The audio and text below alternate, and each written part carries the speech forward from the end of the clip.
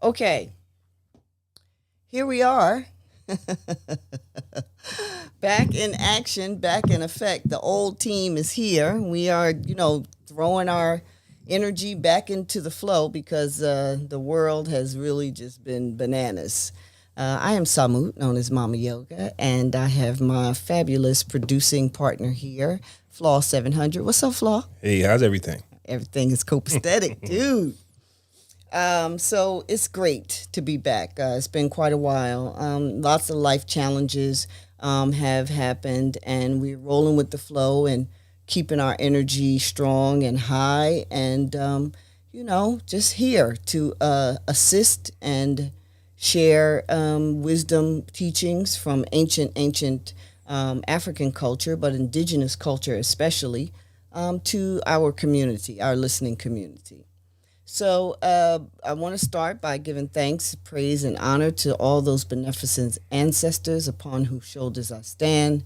Thanks, praise, and honor to all the great mentors and teachers who have crossed my path and continue to mentor my life, that my life may be of service, of care, of love, and of sharing in a wonderful, wide way. So now that we got that out the way, thank God, let's talk about what's happening in the world. Let's go from most current things that I wanted to share about to does it sound okay? This gonna be some live unedited ish y'all gonna be listening to. So would you date a bus driver? Let's just jump right in. Would you date a bus driver? I mean, really. On the one hand, I watched the whole interview, and Iyanla Vanzant, Iyanla is her name. A lot of people say Iyanla, but her name is Iyanla. It is a Yoruba name that means mother. The E is very important. The sound vibration is very important on that. But she's so gracious and fabulous. She don't be trying to correct nobody, So Iyanla was on Ebony K. Williams' show and on the Griot. And I watched the whole thing. And Iyanla has been a mentor of mine for probably 30 plus years, a virtual mentor. I don't mean to imply that she has directly mentored me. I mean that I have read her books and have followed her and went to her classes and seen her on tour. And, her style of care and well-being and, wisdom has informed and indeed shaped my life. She is my mentor, right? One of my mentors. So, she's a awesome sister. Queen Mother sister priestess. And so she was on Ebony K. Williams' show on the Griot, and they were talking about the dynamic of women being acculturated towards masculinity, as opposed to women being able to stand in the true feminine flow that is our natal design, right? So that's really what they were talking about. And Iyanla was also talking about that she has this rites of passage programming coming up to help women align more with being in their feminine flow, right? So to that end, talking about women being in their feminine flow, Ebony talked about being protected and provided for, because this is what we understand the male's job or the male's companionship in our life is supposed to fulfill. That we are protected, provided for, and is another P, I think. Professed or something. Mm-hmm. Steve Harvey says profess, provide, and protect. Anyway, the whole thing when Iyanla said, well, will you date a bus driver? And Ebony K. Williams was like, if he owned the bus. Well, that's true for her. People are all like up in arms about, she putting down the working class and she's bougie and all of this. And some of that may be true because her double down did not help her at all. It didn't help her position. Her double down sounded, cold and uncaring. You know, it sounded, when you use terms like common, average, and mediocre to describe a group of people, we don't care what the dictionary says those words mean. They are, they're hurtful and they sound offensive when you're talking about a man who is working in, a so-called average job or everyday working people. When you describe them as mediocre, that is not helpful to your position of what you're trying to explain to people, right? So would you date a bus driver? And I love Iyanla's answer. She's like, sis, do it have to be about the occupation, or is it how the person treats you? Are you looking for, a particular income, or are you looking for kindness, love, compassion, compatibility, all of these qualities that you can't really quantify with a number, right? And then she said, oh, yeah, I want that too. But now I'm going to play God's advocate, because ain't no devils over here, and say, I understand where Ebony was coming from in terms of, she said she would date him if he owned the bus company. I get that. That sister is a multimillionaire. If not a multimillionaire, she's a millionaire. And she goes into specific rooms, right? If your mate is not compatible to the level of lifestyle that you have, it's going to be problems. Well, let me ask a question. Yeah. Why'd they ask her that then? Well, sometimes, just for me, sometimes in this podcast-driven society, we put people in positions that they're not in. So to ask a multimillionaire or mogul, somebody whose significant other better not have a 9-to-5, right? Because you can't even compliment me on my lifestyle. Let's just say I want to go to the Bahamas. Do you have to ask your boss to take off 2 weeks? Right. That's not what I want to do. So for them to ask her that is just, if she answered in her truth, that's her truth. Which she did. But unfortunately, the audience aren't millionaires. Right. There's a lot of women out here who just want, to be loved. They've been single for a long time and they want what they want. And I would date the bus driver, and their energy is, and I'll let you continue, but a lot of the energy is, well, why don't you be the missing piece that he needs? A guy might be thinking, because, think about it, a guy gets a job at the transit, or he thinks he's doing something great. Then a woman comes into his life and says, why don't you apply to own the bus? And then the guy goes, I never thought of that. Right. And that kind of builds a relationship on its own. But to ask this young lady that, she's far past that. So just depends on who you asking. Right. No, I your point is so well taken, Flaw. And the to expound on that from my perspective, Iyanla was asking her about a shift in focus. That's really where she was trying to go. So she used a bus driver, and I get it. Of course, Ebony K. Williams, it's lifestyle mismatch. You date somebody who is, a blue collar or, has a everyday working job, and you are in these rooms at the White House luncheon, and, you're communing with millionaires and all these top people. Your partner may feel a certain insecurity, or a certain pullback on his own capacity, But Iyanla really was trying to get to, are you looking for a number or a character?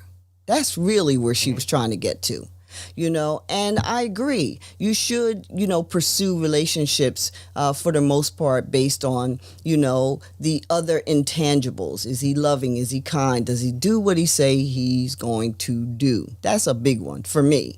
The minute a mug try to show up, let me just put some stuff out there now. My previous partner, very successful, but he don't never do what he say he gonna do.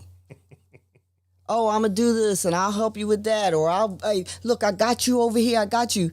And it has not ever been, of course we're not together anymore now, but part of the, dissolution of the relationship was the fact that I could not count on his word to me. That's a big no-no for women. Because we want to open up. All these manosphere groups out here talking about a woman need to be submissive and follow and do this kind of thing. But what's she submitting to? Some foolishness? She's submitting to you sitting on the couch and, not really contribute. She need to make dinner and cook the house, clean the house, not cook the house, Lord have mercy. Keep the house clean and all of that. That is an agreement of partnership. It has nothing to do with genitalia or gender. It has to do with, this is our life. How can we work our life together? And if you're earning to keep the roof and the bills and our lifestyle, then yes, I'm going to make sure our home and you have somewhere comfortable and loving to come to. That is an agreement of partnership. It doesn't have to do with submission. These young boys got it wrong, and some of these old heads out here too. So a woman wants to open up and quote unquote submit her femininity to a masculine energy. But you got to do what the blankety blank you say you're going to do. Because otherwise then an energy of insecurity sets in. An energy of, not being able to count on that person who is your partner sets in, and you don't open up. You don't open up as a woman. You don't, really share the fruit of your heart with that person because they're not really showing you that you can be vulnerable in that way. So dating a bus driver, Iyanla was really trying to get to a character shift or a perspective shift in terms of how a man, we talking male, female, how a man treats his partner as opposed to his dollar amount or his wage. And I think you Flaw, you brought up an excellent point that I haven't heard anybody talking about. Why ask this sister who is a millionaire, would she date a bus driver? A worker, somebody who cannot maintain her lifestyle, can't pick her up if she happens to fall off. Right. There's a lot of things that go into perspective when you asking her to date him just because he's a nice guy. Mm-hmm. That's what I get out of it. Oh yeah, he treats me well, but what about the other 20 things that I need? That's right. That's right. So that's why I get it that it's about the character, but at the same time, if your lifestyle does not coexist with mine, it's going to be a problem there, and I might have to let you go, nice young lady. You provided for me when I came home, and you did all the nice things, but there's something missing that I need that you can't provide because you got to go to work. Right. Now, yeah, I could be the one that goes, hey, have you thought about starting your own business? That's right. Have you thought about that? Now, that's a whole different conversation, and that's, to me, that would have been the perfect answer for me. Because if you really like this guy who drives the bus, that's when you go ask the entrepreneur, you think like a boss. Have you thought about investing in your own bus company? Right. Now we're moving up because now and eventually I'm going to own this company, and guess what? Right. Ta-da. Ta-da. Right. We're here. But that's the conversation I think that they didn't get to, and that allowed everybody else to have an opinion when instead of everybody just going, you know what? Don't judge her off her answer. Right. That's her truth. That's right. That's her. And her it's truth. Nothing wrong with her truth. There's nothing wrong with her truth. I don't. It's nothing wrong with her truth. She needs to be, in terms of financially, with a man who can manage the same, similar, or close to lifestyle that she already has in play. And the other thing is about, coming to a partner and then, inspiring that partner to be an owner. That's the gift of relationship right there. Now, I'll be honest. A lot of the pushback have come from men who don't know what they want, right? Who have set the standard for a checklist when it comes to a mate. A woman has to have a million things. The second you tell a man what he needs is Yeah. You know? Oh, you aggressive, and you is, you a feminist. And so for me, a long time ago, I've always said the person with the power, it's not a gender thing. Mm-hmm. The person with the power, you'll see what type of character they are. Mm-hmm. Once they have the power, right? If this young lady wasn't a millionaire, who knows what her thinking process would be? But now she's in control. Right. She's in control of herself, right? Because she's free, financially free, does what she wants, and she's not going to allow anybody to just come into her life, right? Meanwhile, on the other side, you might have a few guys or a lot of men who, because we talked about this on one of your old episodes, right? The women are kind of like taking over. Yep, they're the CEOs, they're the bosses, they have the houses, they have the mortgages, they have the cars, they have everything. And meanwhile, the men are trying to figure things out. Probably no fault of ours, don't know the way the system's set up. But yet we still talk about women have to be submissive to men. Right. Which could be the way that it goes. Right. But financially, right. Lifestyle wise, we're seeing a shift change. At the end of the day, to me, the only thing I see men doing today is just complaining about how things are instead of just adapting to the way things are. Right. Yeah, no, the shift has happened, and especially amongst us African Americans, right? Black people born in America, black people who have ancestry in enslavement in this country. There's a particular mindset and an assault on our family structure first and foremost that happened throughout the past 400 years, but more recently in the 70s when they began to separate women, the men from the households, right? A man is a protector of the household. That is the God-given DNA structure of the masculine energy. He's the protector. So if you separate the protector from, that which might be more, sensitive to spiritual energy, sensitive to persuasion, sensitive to, all of these, capacities out here that would shift her thinking, you separate the protector from that. Now she's fair game. And her children are fair game, right? It's like being in a forest and you have a tribe or a group, y'all together, and you get separated by yourself as a woman in the forest. You subject to all of the creatures and dangers of that environment. And that's what's happened in the United States, starting most recently in the 60s and 70s when they started separating the fathers from the household, saying, well, you can live in this project development or this new community development, but your husband cannot. Y'all remember the movie Claudine? We'll give you some social income and help you with food stamps and welfare, but you can't have no man.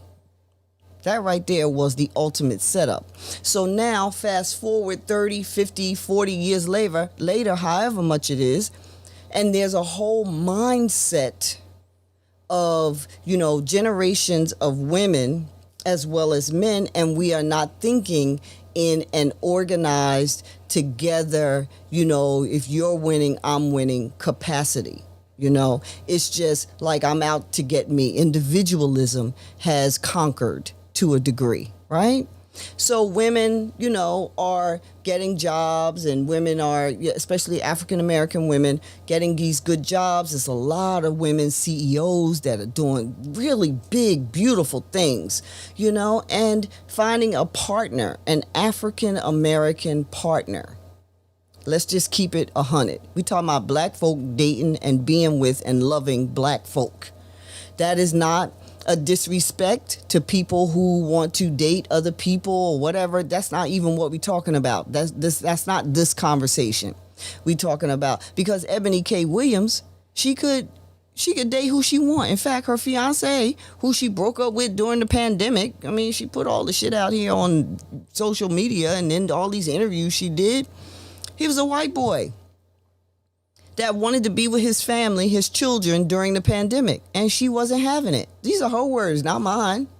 She felt he should be with her during the pandemic and not his children, which is the second part of this discussion. Don't ever make people choose between you and them. Yeah. So yeah, sisters are doing it, right? But the point I think Iyanla was really trying to get to is, What is it that you really want? No matter what your station in life. Is it a person that can be loving and kind and caring towards you? So much so that the compatibility of your connection, you all can create and inspire and aspire together. Or do you want somebody that's already self-made and y'all try to fit each other into each other? So I think that's what she was talking about. But there's a shift that has already taken place in terms of black folks in America coming together, working together, celebrating each other, being a part of each other's lives, supporting each other, lifting each other up, and dealing with whatever challenges in a cohesive, non-divisive way. That is very rare and hard to come by. Do you see yourself needing somebody if you have everything figured out? See, I think I would definitely like no matter how successful I am, I would love to have somebody to show me something that I don't know. And I think that's how you build on something. But if we're just already made, then we'll just be best friends. Right. To me, like just friends who just have a lot in common. I don't really think that you can actually fully love someone unless you can help them grow, right, in a way. Right. So for me, for those out there who are just looking for somebody who financially is stable, and that's where it starts at, and you'll work on the rest later, good luck. Yeah. Good luck.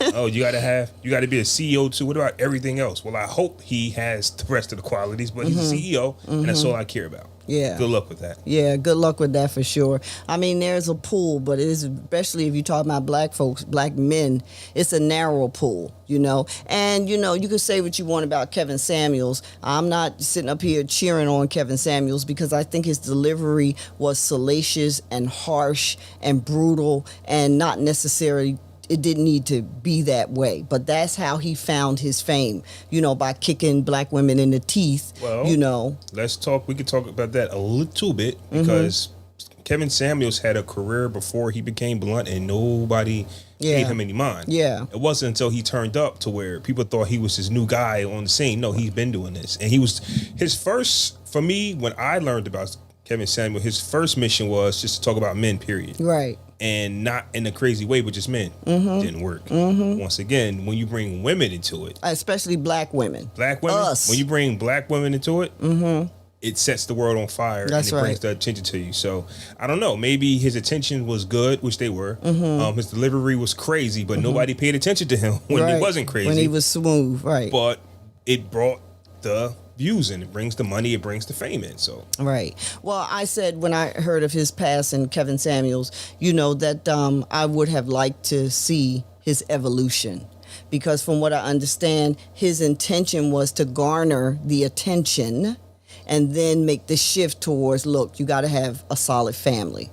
Family is everything. That's what I understand. Once you get the audience right. That's right. He was to pull in, the attention, and then once he got the attention, he was going to shift the conversation towards, look, what I'm really saying is family is everything. You need a partner in your life. You out here doing everything all your own, you stressing, no, you need a family. But here's the thing. What you lead with is the beast you feed. So they wouldn't have cared about that positive. No, hell no. Because what you lead with is the beast that you are feeding.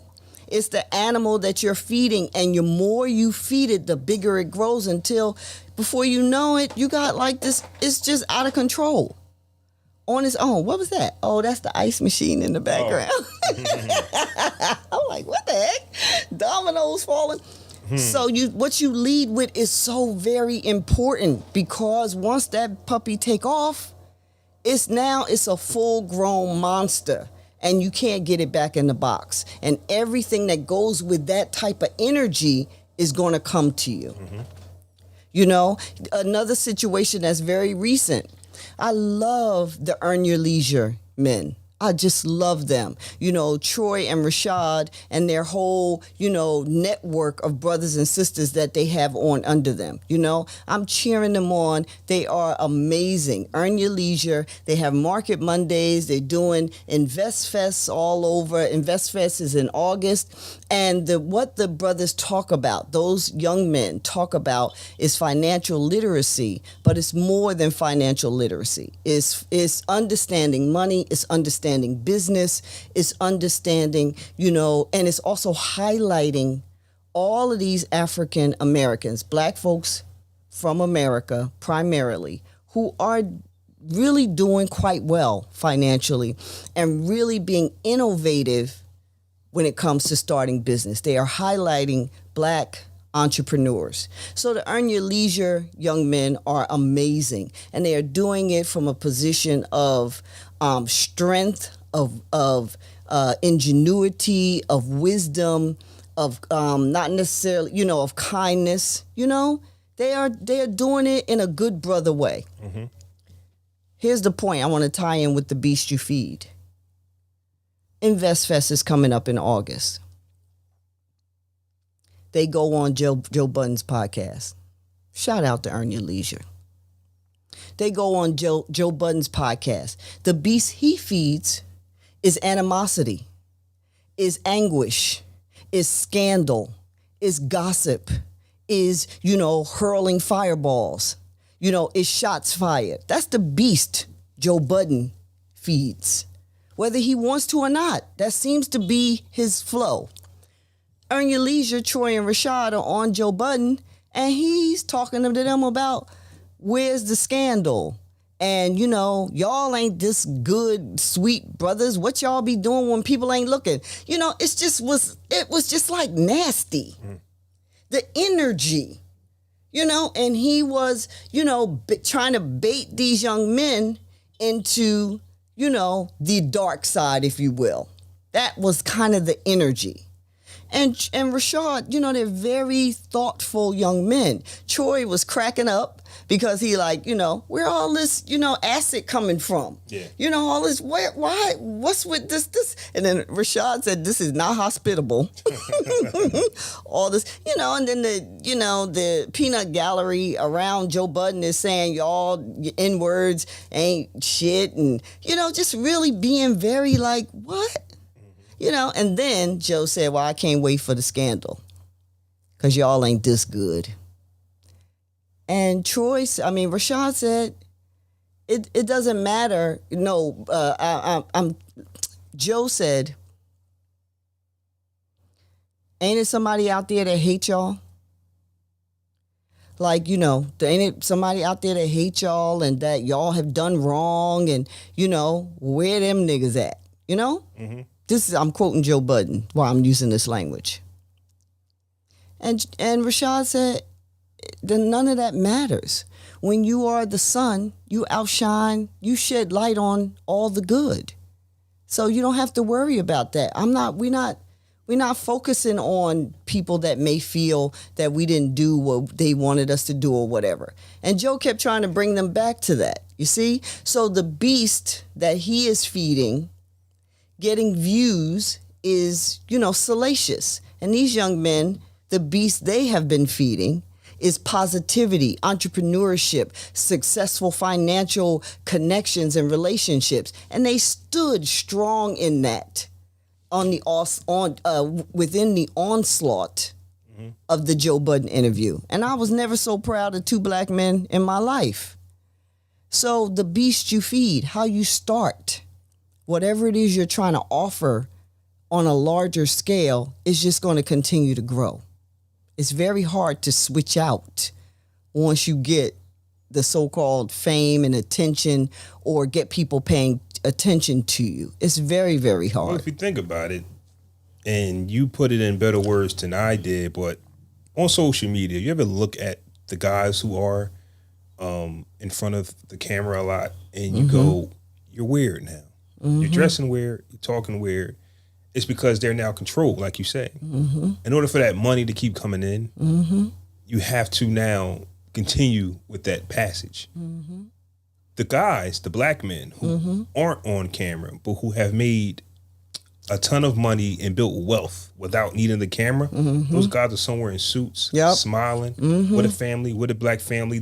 They don't have to be out of character. I'm on social media, and if I see you wearing something, like, why do you have that on? Right. Because they paid you. Right. Because you need the money. Right. Would you wear that if they didn't pay you? We don't dress like that. We all from the same place. We're from the ghetto. Right. We're from the hood. Right. Right. Jeans, t-shirts, hoodies, Timbs, boots, sneakers, girls, dresses. Like our youth is who we are, even as adults. We just, the people we like, the people we love, everything we do now, our youth help mold us into, who we are now and who we will always be. So when you see somebody doing something that they've never done before, you're putting yourself in position to just take a check. Your conversation becomes, well, I need to keep my audience. Right. I need to stay number one. That's why, like, even with the podcast and even everything that, I'm going to do and you're going to do, for me, the things that's going to make me wealthy are things that I can do on my own. Right. I'm not going to need I got to put on a show in order to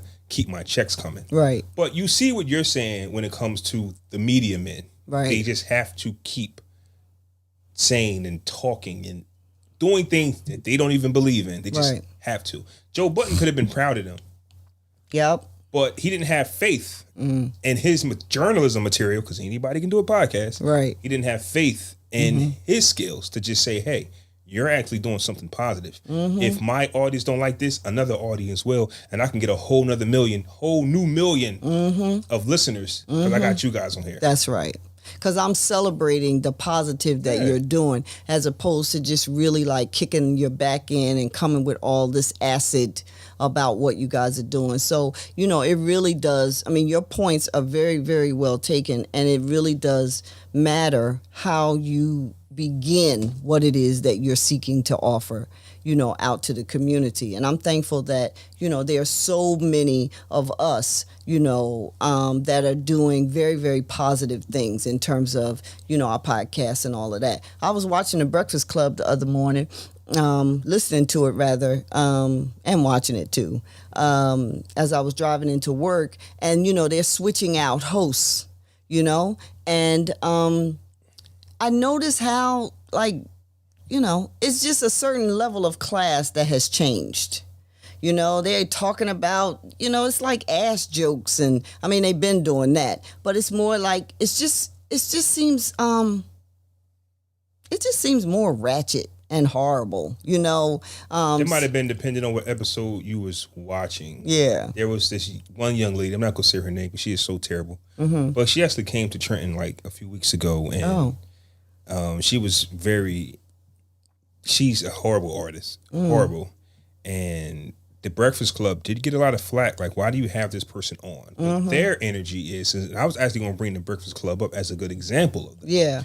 The Breakfast Club, which I like to listen to, depending on who you have. If you look at their numbers, they'll do solid numbers across the board. Yeah. But on Monday, let's say you have the Leisure Boys on there. Yeah.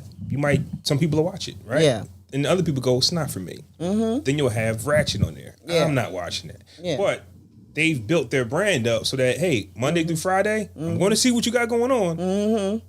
Whether I tune in, that's two different things.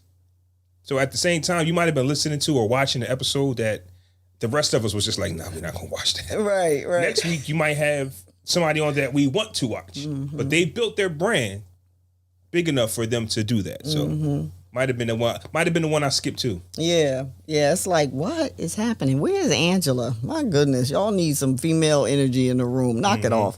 But I wish them nothing but success as well, But, this media thing out here is very, very strong, and it is influencing. People could say, oh, this is just music, or it's just TV, or it's just a movie. But that's not how your mind, body, and energy works.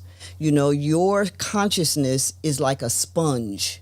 Your subconscious is like a sponge, and it absorbs intel from the environment and then creates a template of that intel into your consciousness, and then your behavior manifests in 3D what has been fed to your conscious capacity. right? That's why the same principles of if you want to be successful, rich, whatever, you read yourself affirmations. You surround yourself with successful people. You watch successful, documentaries and biographies of people because you're seeding, your subconscious is pulling that in, seeding the conscious.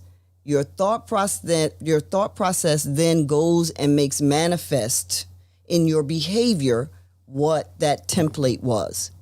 It's no different for ratchetness and negativity. It's the same process. This body don't have two different, that's negative, so we got to switch on this. It does the same thing.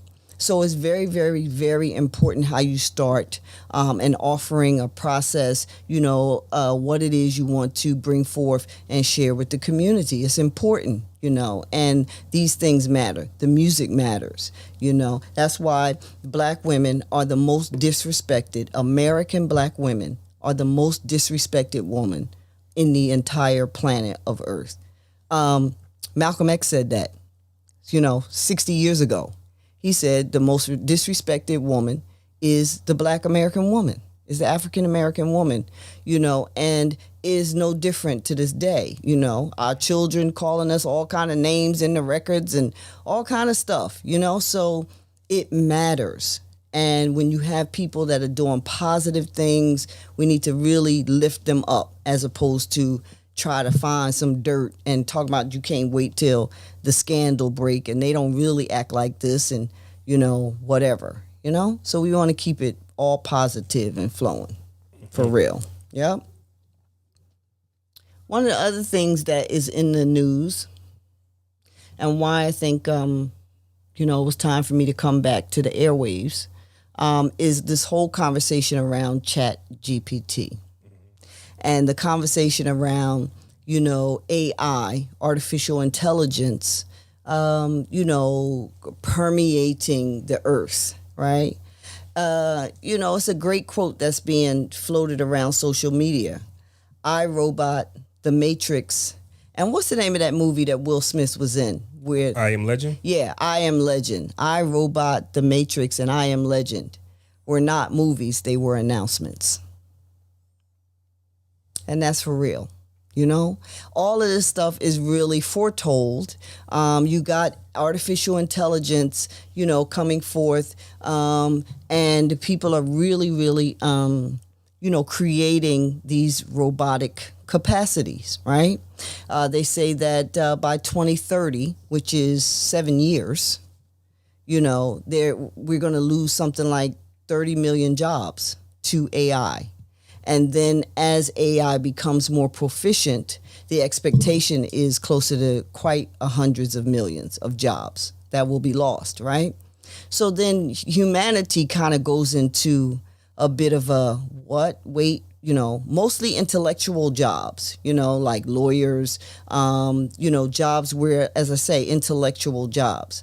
Some areas won't ever be replaced by machines, like caring. Like caring. But here's why what I wanted to add to the conversation about AI and these chat GPTs and all of these processes. There's nothing greater than your spirit. Nothing. The reason mankind created the virtual world is because mankind knows that they can't control this three-dimensional world the way they want to anymore, because the spiritual awakening is in full flow. The energy on the planet has changed starting in 2011. So now there is the prevalence of spiritual teachings and spiritual, awakening. And this is all the conversation around crystals and yoga and, all of these so-called witchy sites and, juju and everybody, coming to, not everybody, but a great many people now seeking how to improve and to have capacity and spiritual power. So the virtual world, you can do anything you want. You could be a 300-pound, sitting on your couch, marshmallow brain person. And in the virtual world, you could look like The Rock or like my nephew Flaw. Tan if you want to be tan. You can have millions of dollars. You could be a millionaire, gazillionaire, driving. In the virtual world, you can be anything you want to be. And so in the virtual world, mankind can control that they are still the top, the pinnacle, the best. But in the three-dimensional world, that energy is changing, right? So there's nothing greater and stronger than your spirit. But we haven't been taught how to use our spirit to grow and improve and connect to our spirit in a way that allows us to manipulate the environment for the good.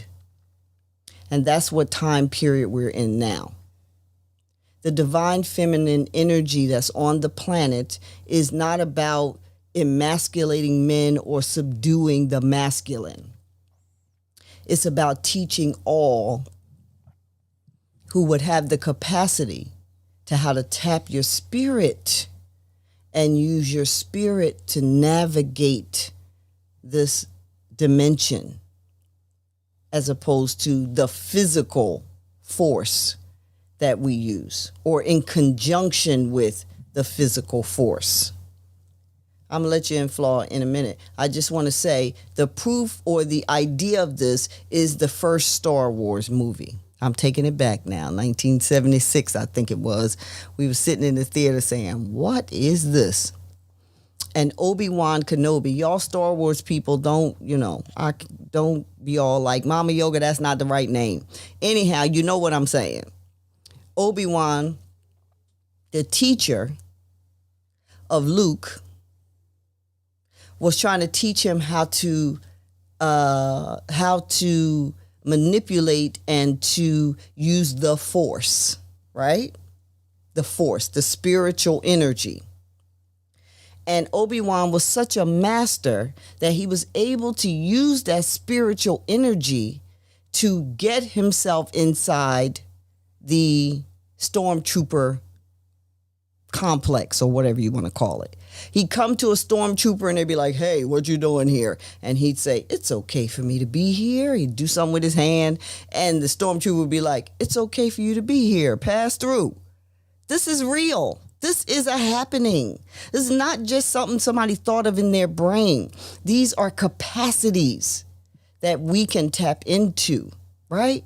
I always say when I teach the children, Avatar the Airbender. They are moving fire and water and energy and earth. These are capacities. Requires a great deal of study and of self-mastery. And ain't nobody saying that you're going to go to the ocean and stand up and raise up a wave with your hand. Let's not get into the fantasy of it. But the kernel of truth of what those shows are showing is that humanity's spirit, the spirit that dwells within, connected to the universal life force, is what is our saving grace. So you got ChatGPT, you got AI, you got all these artificial intelligence that in some capacity will not be able to influence, disrupt, or destroy the spiritual capacity if cultivated within humanity. So y'all rest easy on the ChatGPT fears. It's a lot of stuff they're not going to be able to take over. Like, do you want a robot to be your nurse? You want a robot to, We probably don't, but these kids, man, you never know what they want. These kids are weird. Yeah. They're different. That's why I had to come back on here. They grew up, the phones is an appendage, these screens, these little tablets. I see 2-year-olds with their own phones, and people don't realize what they're doing to their child's brain. That exchange, you give your child a tablet and a phone, and that's the child's companion. Mm-hmm. The exchange changes the chemistry in the brain, the hypothalamus, the pituitary, all of those chemistries, those chemical conjunctions and reactions in the human brain all get shaped by the radiation and the screen, the pictures that are flowing on the screen. So people don't realize what they're doing. And it's an appendage now. The phone, the tablets, whatever, they are a part of us. Elon Musk said it best. He was on Joe Rogan. I know. I like Joe Rogan, though. I like his guests, He's do some old stupid ass white boy humor stuff sometimes, but I like to hear intelligent people, speak about different things, And Elon was on Joe Rogan and he said it best. He said, "You're already part cyborg. You don't even realize it. You don't understand how the imagination works. And how the receptivity of the conscious and the subconscious works. You're already part cyborg. Every time you go get your phone, it's already in your DNA. It's already there." You want to hear something spooky? Yeah. You probably felt this before, and the listeners should probably felt this before. You can have your phone far away from you, and you can feel your pocket vibrate, and you reach and your phone's not there. What kind of phone you got? What's an iPhone? Not literally feel it, but for some reason you still feel like it's ringing. You feel like it's ringing, but your phone's not even ringing. Mm-hmm. But you'll get that, like if your phone is in your pocket, you feel it vibrate, you check it. Yeah. You can put your phone somewhere else and feel your leg vibrate, and you think it's your phone. Your phone's not even on you. Yeah. Yeah, that's weird. And it's to his point. You cyborg, you. Yeah. Yeah. Yeah, it to his point. So we already part cyborg. And the thing we can't give up is the capacity to know our spirit and to increase our relationship with spirit so that the spirit, that intuition is not mechanical. Mm-hmm. Because that is what you're talking about, where you feel your phone, but it's not on you. That thing is calling to you. Yeah. You know what I'm saying? It's a being, an entity. As I say, I'm going to go need to get a new phone, and it's going to be an iPhone, But, and so how do you, Mama Yoga, you talking about getting to more connected with your spirit. How do you do it? The first line is meditation and yoga. Right? The first line includes cleaning up your diet, meditation, and yoga. Turning off your devices periodically through the day, going without your device periodically. Put the damn thing down. Train yourself. It's hard because, like you say, you can even feel the thing if it ain't on you. But you got to at least try to get to the first line. And I'll say this. You're not missing anything. The reason why your phone is attached to you because you feel like you're missing something. You go on Facebook, there's nothing happening. It's got to be something happening on Instagram. Mm-hmm. You scroll for a while, it's nothing happened. It's got to be something on Twitter. Mm-hmm. No, it's got to be something on YouTube. No. Let me go back to Facebook. It's got to be something. Mm-hmm. And that's where I think a lot of us, even me, you feel like you're missing something. You're going to miss an important, and it can be something important. Mm-hmm. I've missed phone calls and text messages. For some reason, your phone doesn't ring, but you got the ringer on, or you got your watch on. It's supposed to catch everything. And you miss something. You might miss a text message that's important. Mm-hmm. So you get comfortable with that, saying, "Well, I might miss something, so let me keep checking the phone." And literally, you're on there for hours. Not me. I definitely have like a self check. Like, you know what am I doing? Put this thing down. Right. But it's that fear of missing something. That's right. Missing out on something. Yeah, and that's a whole, psychological thing now. The FOMA, fear of missing out. Yeah, fear of fear of missing out, whatever it's called, right? That thing. It's a whole psychological thing because the young folks was jumping off of bridges and shit because of the FOMA, social media influence, into, that's what I'm talking about, the young brain. The human brain is not fully formed until about 28 years old.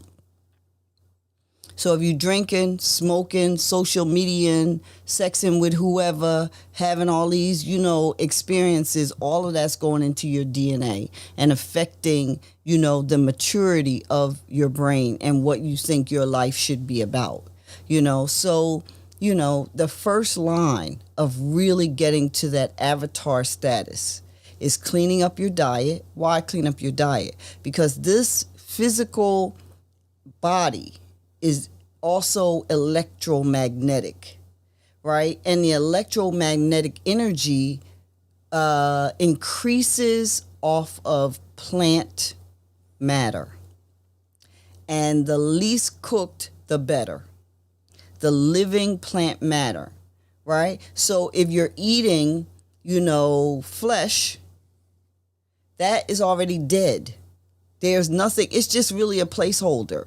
Your body is doing the best it can by extracting what it can in terms of minerals and vitamins and, protein and all of that. But unless you killed it directly yourself, drained it and butchered it, you don't know how old that flesh is. And dead flesh creates dead flesh. Death creates death. Life creates life. So the electrical energy that is in your body that helps you move into a closer, more stronger connection to your spiritual magic and your spiritual power is aided by electrical intakes such as plants, fruits, and vegetables. Part of why the devices that we use are, really detrimental is because the electrical energy in those devices, they short circuit our own capacity to be electrically connected to universal energy. I hope I'm making sense here. Right? It's like you're holding on to something that needs a lot of power. So while it's in your hand, it's drawing the electricity out of your body, right? That thing is drawing your electricity. And then that short circuits your hypothalamus, pituitary, and all of those glands, the third eye energy that helps you connect to the higher sources. So that's why we say first line is put the device up several times a day. Just put it up. We know it's a part of our lives. We know we're using it. We know we're going to be checking social media. We're going to be checking this, seeing if somebody called us, whatever. But you have to be intentionally put that bad boy up and then commune with your own energy. Try to eat as much plant and fruit and vegetables as you can, and the more raw, the better. And then really learn and lean into as a throughout the day practice of meditation and do yoga for stretching and aligning the chakras and the energies. And that's Avatar 101. That's spiritual connection 101. That is how you're not going to be succumb to the whole ChatGPT AI, because you got God's intelligence. You don't need artificial intelligence. They need artificial intelligence because they can't control this sphere anymore. That's why they created virtual reality, and that's why they created artificial intelligence, because they cannot control GI, God's intelligence, which is housed within particularly melanated people. Everybody have it, but especially when you have a very strong melanated ancestry in that pineal gland, you got God's intelligence. And the first line to tapping into that is cleaning up that diet, living foods, raw plants, fruits, and vegetables, meditation, yoga. Put away the AI on your phone. Just put the phone away, the screens, whatever. and lean into connecting to that source energy for real. We back, y'all. We back, y'all. So, Flaw, you want to say anything to close us out? No. Great episode. Definitely touched on a lot of great things. And yeah, I agree. But I will say this to close it out, though. Just listen to you saying about, people who can't control certain things. Like for me, I'm in the gym. Like I wish I was in the gym right now. Like I'm a gym guy where every day I'm just like, I want to go to the gym because I want to improve. And it kind of makes you look at these people creating a world for themselves with a disdain. Right. Because obviously you create these things because you're not happy with yourself personally. Who would want to go to a virtual reality if your reality is lovely? Right. I do not care what the virtual reality was made for. It has to be somebody who wants some type of power, wants some type of control. The guy who I think who was helping develop the AI, one of the guys, he resigned. I don't know if you heard about him. Yeah. And he said if he didn't do it, somebody would. Great point. And he also was saying that the way it's looking in the next few years is going to get real spooky for a lot of people. But you were in there at your own will, right, designing this. Right. It's like you brought up Star Wars. We've all seen this before. So if somebody comes to you with the AI type of project, what are you going to do? Think about the Star Wars. Think about I Am Legend. Think about everything you've ever seen and go, this is it. And then you have the free will to say yay or nay. Not worry about, somebody else would have did it. Now this guy wants to quit because he's helped create a monster. Right. I just don't got no respect for none of those type of people out there, especially when, for me, like I said, when I wake up in the morning, I get up in the morning, I want to create my reality with my hands. Right. With my mind. Right. With my spirit, with all of that. I'm going to make the adjustments that I need. That's my reality. Right. You can't be me or somebody who thinks and feels like me and get excited for a virtual reality. Right. Oh, tomorrow I can go sit on the couch with a six pack with abs of steel and the greatest health. Right.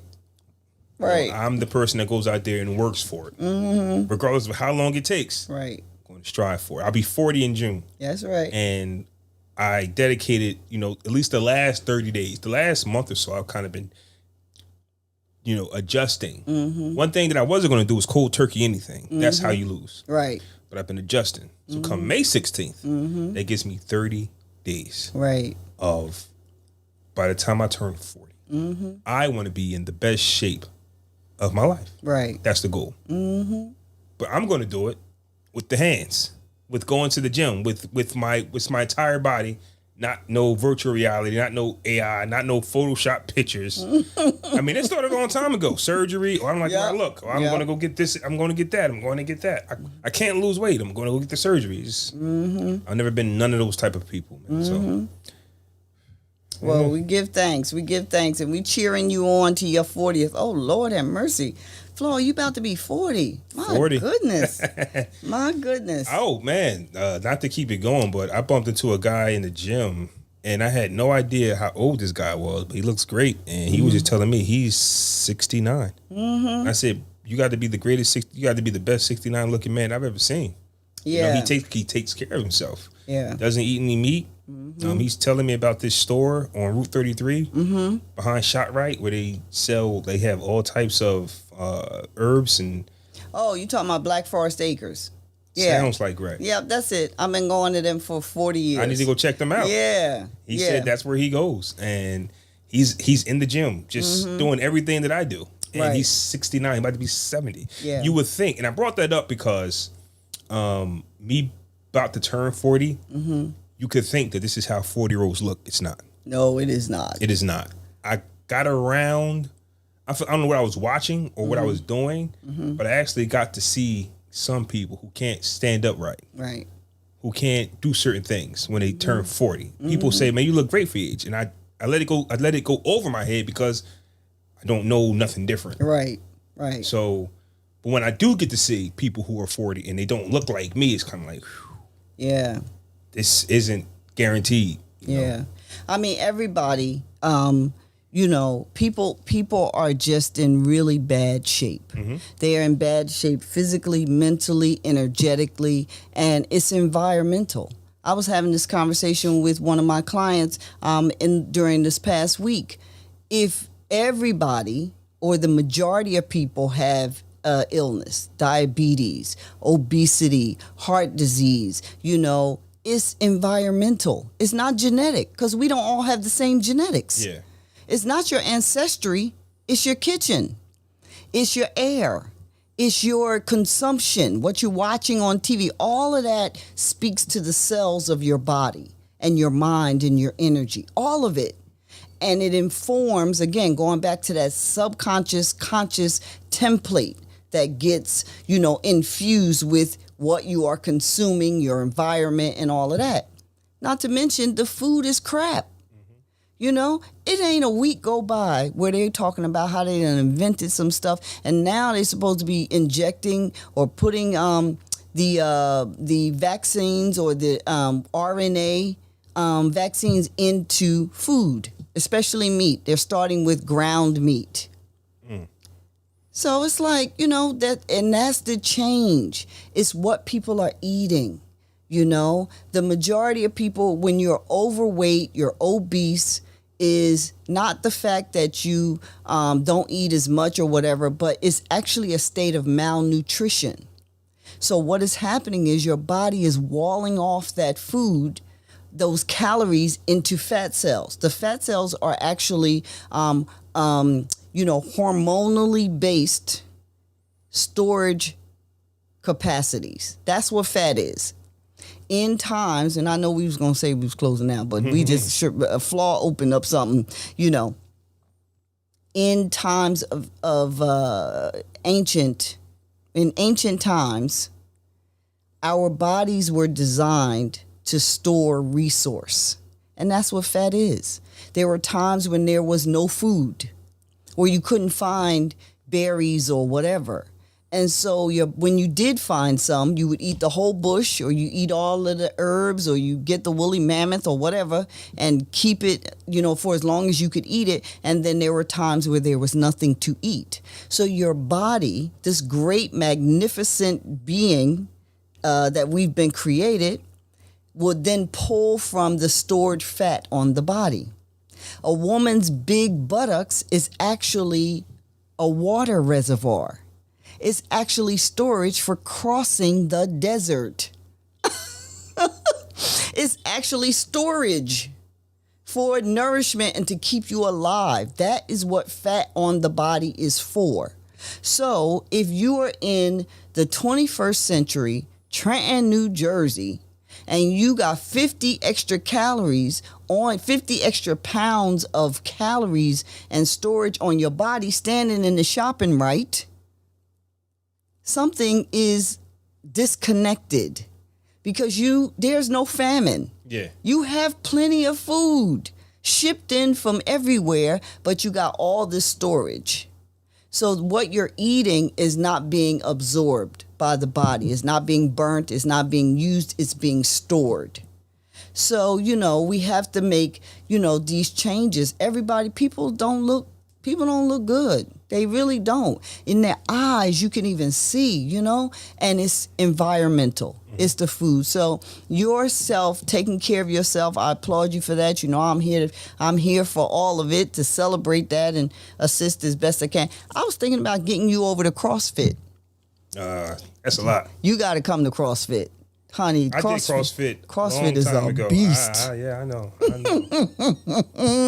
It's evil. I know. But you still have to go. I think you still would have to go and lift some stuff, to get certain definition. But the CrossFit is something else. It's awesome, though.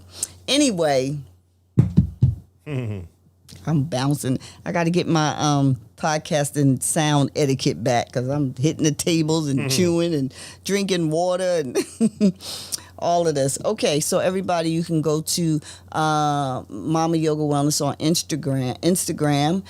Click the link in my bio. I have my chakra healing book. I'm just beginning a new class series called Bounce and Stretch, where we are on rebounders for part of the class, and then we'll do yoga and tapping the other part of the class. And the rebounder helps to drain the lymphatic system in the body. It is excellent exercise. It's very gentle on the knees and the back, and it helps the body to move out sluggish energy as well as toxins out of the body. The rebounder or mini trampoline is amazing. And so we are beginning bounce and stretch classes starting in a couple of weeks. If you want to register for that, you can on my Instagram. You could just click link in the bio. And my chakra healing book is available along with the chakra kits. And I thank you so much. It's awesome. Awesome. Well, we're going to do it. First line of Avatar. Let's go.